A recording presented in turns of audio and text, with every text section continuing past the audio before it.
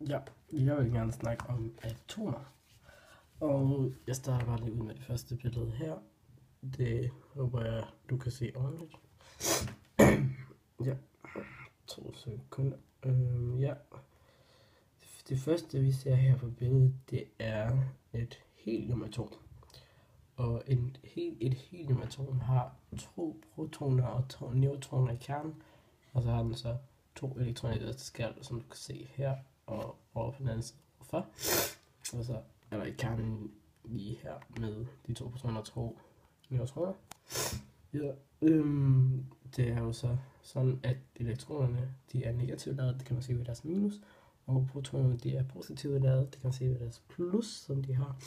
Og så neutronerne de er neutrale, det vil altså sige, de har jo ikke noget tegn på sig. Ja. Okay. Og for at regne antallet af neutroner ud, så skal man minuse massen med de antal protoner, der er. Og i dette tilfælde altså, så er det så, at der er 2 selvfølgelig, fordi at helium har et massetal på 4, fordi der er 2 elektroner og ikke 2 elektroner, men 2 neutroner og 2 protoner. Ja.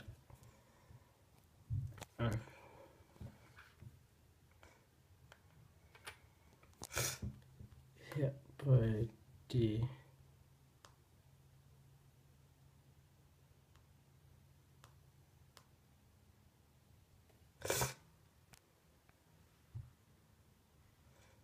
her har vi et carbon, et carbonatom, og carbon har 6 protoner og 6 elektroner. Og det samme her igen, så jeg vil også sige, at de 6 elektroner, de er herude i skallerne, mens at protonerne og neutronerne, de er inde i kernen.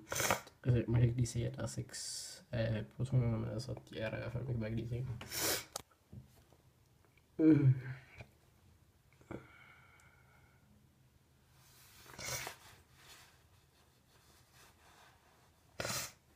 Ja, som man kan se, så er der 2 elektroner i den midterste skal, og så er der 4 elektroner i den yderste skal.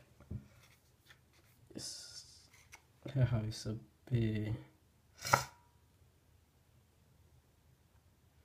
her kan man så se, at her har oxygen og 2 hydrogener gået sammen for at danne et ædelgas. Og et ædelgas, det er i periodesystemet er der forskellige hovedgrupper, og i hovedgruppe 8 så har de hvad kan man sige, 8 elektroner i yderste skal være mente hver, og 8 elektroner i yderste skal, det vil resten af periodesystemet gerne have, og så derfor går forskellige atomer sammen for at danne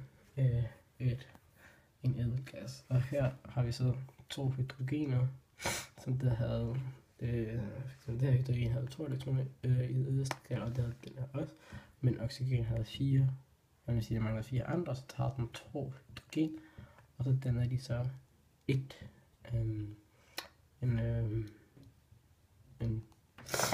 danner så en ædelgas, ja. Og det er så det, vi kalder en kemisk forbindelse.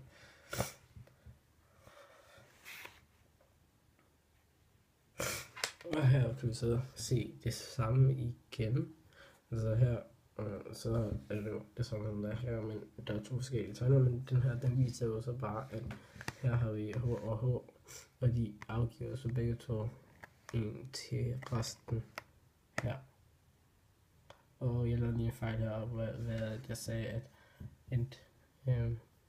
et hydrogen havde 2 elektroner i yderste skal, det har det så ikke, der er kun 1 elektron i yderste skal, og det er jo også i den første hovedgruppe, så det var min fejl.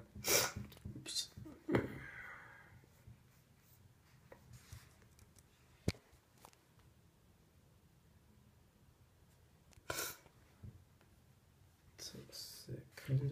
Ja, her har vi så bilen derovre.